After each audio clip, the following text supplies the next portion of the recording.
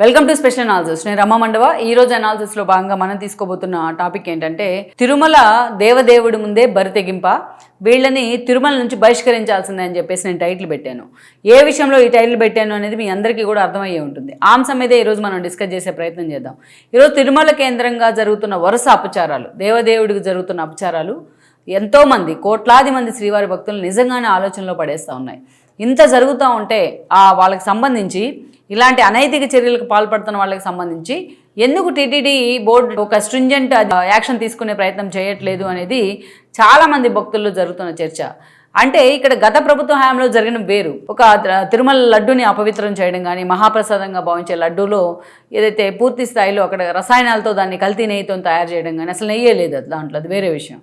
ఆ తర్వాత పరకామణి చోరీ కానీ, పట్టు వస్త్రాల ప్లేస్లో ప్లాస్టిక్ వస్త్రాలు, ప్లాస్టిక్ శాలువాలు ఇవ్వడం కానీ, ఇలాంటి అరాచకాలు చాలా జరిగాయి. అయితే అవన్నీ కూడా ఈరోజు పొలిటికలైజ్ అవుతూ ఉన్నాయి. చంద్రబాబు నాయుడు నోట్లోంచి ప్రకటన వచ్చిన తర్వాత మొత్తం ఈరోజు supreme court, CBI and then SIT, ఈరోజు సిట్ ఛార్జ్ షీట్, ఇవన్నీ తర్వాత ఏకసభ్య కమిటీ, మరోవైపు వైఎస్ఆర్సీపీ సుప్రీంకోర్టు మెట్టికే ప్రయత్నం చేసిన తర్వాత ఇవన్నీ జరుగుతూ వచ్చాయి. ఇది అటు పొలిటికల్ వెండెట్ట దాకా కూడా వెళ్ళింది. ఈరోజు అంబటి రాంబాబు లాంటి వాళ్ళు జైలుకి వెళ్ళడం, జోగి రమేష్ లాంటి వాళ్ళ ఇంటి మీద టీడీపీ క్యాడర్ వాళ్ళ ఇంటి మీదకి వెళ్ళడం, ఆఖరికి టోటల్ ఎపిసోడ్ అన్ని టర్న్స్ తీసుకుంటూ టీటీడీ బోర్డు చైర్మన్గా ఉన్న బిఆర్ నాయుడుకి సంబంధించిన వ్యక్తిగత విషయాలు కూడా తెర మీదకి రావడం, ఇదంతా ఒక ఎత్తు. ఎందుకంటే ఇదంతా అధికార ప్రతిపక్ష పార్టీల మధ్య దీన్ని టీటీడీని రాజకీయం చేయొద్దు మహాప్రభు అని భక్తులు వేడుకుంటున్నా సరే, ఆల్రెడీ ఈ రెండు పార్టీల మధ్య ఇది రాజకీయ అంశంగానే మారింది. ఈరోజు తిరుమల లడ్డు వ్యవహారం, అటు అసెంబ్లీలో కూడా తిరుమల లడ్డు వ్యవహారం ఎప్పటికప్పుడు చర్చకు వస్తానే ఉంది. సో ఇప్పటికీ తిరుమల లడ్డు వ్యవహారంలోనో ఇది రాజకీయ అంశంగా ఎందుకు మారిందనే విషయంలోనో భక్తులకి చాలా అనుమానాలు ఉన్నాయి, ఆవేదన ఉంది ముందు అనుమానాల కంటే. ఇది మర్చిపోకముందే ఈరోజు తిరుమల కేంద్రంగా జరుగుతున్న కొన్ని అరాచకాలు, ఈ సోషల్ మీడియా పిచ్చితోని, ఈ సోషల్ మీడియా పిచ్చి పీక్స్కి వెళ్ళడంతో ఈరోజు ఆ సోషల్ మీడియా పేరుతోని ఆ దేవదేవుడిని కూడా అవమానించే విధంగా కొంతమంది సోషల్ మీడియా ఇన్ఫ్లుయెన్సర్స్ పేరుతో చేస్తున్న రీల్స్ సాధారణ భక్తుల మనోభావాలు నిజంగానే దెబ్బతీస్తూ ఉన్నాయి.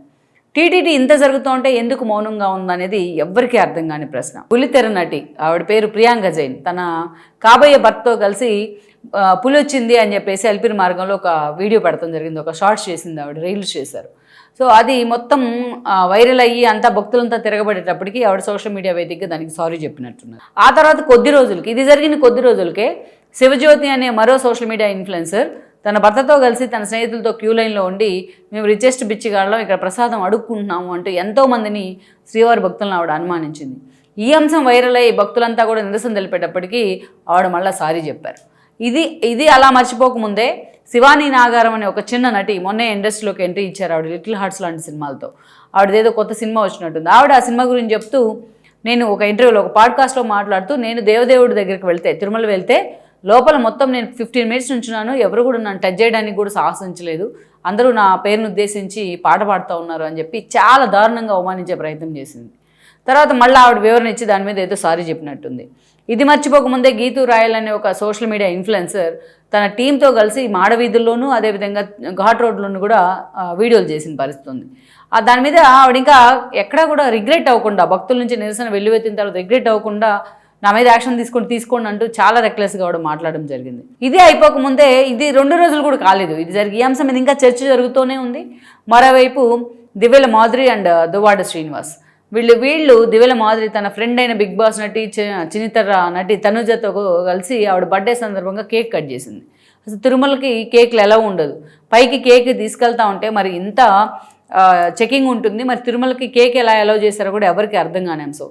ఇది వైరల్ అయిన తర్వాత అది ఎగ్లెస్ కేక్ అని చెప్పి వాళ్ళు వివరణ ఇస్తూనే మరి తిరుమల కేంద్రంగా జరుగుతున్న మిగతా అరాచకాలు ఏంటంటూ కూడా మాట్లాడారు. ఇది చాలా దారుణం. గతంలో వీళ్ళు రీల్స్ చేస్తే ఆ అంశం వైరల్ అయితే ఆ అంశం మీద కూడా వీళ్ళు సారీ చెప్పడం జరిగింది. మరి వీళ్ళు ఇక్కడ చూస్తే మనం ఒక సీక్వెల్ ఆఫ్ ఆర్డర్లో ఒక తప్పు చేస్తారు, మహాపచారం చేస్తారు, దానికి మళ్ళీ భక్తులు తిరగబడిన తర్వాత అందరు తిట్టిన తర్వాత సారీ చెప్తారు, మళ్ళీ ఇంకో రెండో వాళ్ళు వచ్చి మళ్ళీ ఇంకొకటి చేస్తారు, మళ్ళీ సారీ చెప్తారు. టీటీడీ మాత్రం ప్రతిసారి మేము యాక్షన్ తీసుకుంటాం అని ఒక 10 సార్లు అయినా సరే ఇప్పుడు ఒక ప్రెస్ నోట్ రిలీజ్ చేస్తారు. మొన్న ఒక మౌనిక అనే ఆవిడని పాము గరిచిందని చెప్పి అక్కడ అసలు స్నేక్ బయటే లేదని చెప్పి డాక్టర్స్ కూడా చెప్పారు. ఆవిడ హాస్పిటల్ నుంచి బయటకు వచ్చే లోపే వైసీపీ సోషల్ మీడియా ఒక 50 వీడియోలు చేస్తుంటుంది ఆ అంశం మీద. శ్రీవారి భక్తులకు ప్రాణహాని ఉంది, శుభదం మార్గంలో 300 దర్శనం దర్శనంలో మొత్తం పాములు తిరుగుతున్నాయని చెప్పేసి టీటీడీ దాని మీద క్రాస్ చెక్ చేస్తూ ఒక వీడియో రిలీజ్ చేయించింది కానీ బట్ ఎక్కడ వాళ్ళ మీద యాక్షన్ తీసుకోలేదు. మరి ఇంత వ్యవహారం జరుగుతూ ఉంటే టీటీడీ బోర్డు ఏం చేస్తా ఉంది, టీటీడీ అధికారులు ఏం చేస్తా ఉన్నారు, ఎందుకు ఇంతమంది భక్తులతో ఆడుకునే ప్రయత్నం చేస్తున్నారు వీళ్ళు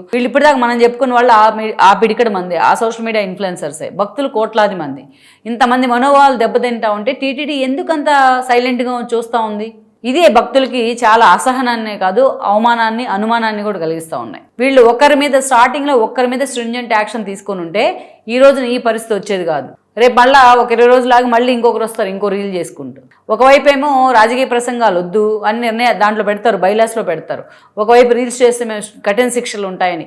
ఒక్కరికైనా మీరు శిక్ష వేశారా? కఠిన శిక్ష వేశారా? కఠిన శిక్ష విధించారా ఎవరికైనా సరే? ఇంత అవమానిస్తూ ఉంటే భక్తులను అంటే మీకు ఈ యాక్షన్ ప్లాన్ రూపొందించడానికి వీళ్ళ మీద శిక్ష వేయడానికి మళ్ళీ ఆ దేవదేవుడి దిగి రావాలా ఏంటి? ఇంత నెగ్లిజెన్స్, టీటీడీ బోర్డు నెగ్లిజెన్స్ ఏంటనేది ఇక్కడే కనిపిస్తూ ఉంది. ఇప్పటికైనా సరే రాజకీయాలు పక్కన పెట్టి ఇలాంటి అంశాల మీద ఎలా stringent action with immediate action ఉంటేనే మిగతా భక్తులంతా కూడా నిజంగానే తిరుమల వెంకన్న మహత్యం ఏంటో వాళ్ళకి తెలిసి వస్తుంది. మీకు బాధ్యతలు అప్పగించింది అందుకే. కానీ మీరు లైట్ తీసుకుంటున్న పరిస్థితి అయితే నిజంగానే భక్తుల్లో ఒక అసహనాన్ని కూడా కలుగజేస్తూ ఉంది. ఇది ఎక్కడికక్కడ వీళ్ళందరినీ కూడా ఈ వెధవేషాలు వేసిన వాళ్ళందరినీ తిరుమలకి రాకుండా పూర్తి జీవితకాలం బహిష్కరణ వేస్తేనే వాళ్ళు ఎక్కడా కూడా ఇలాంటి వేషాలు వేయకుండా ఉంటారు.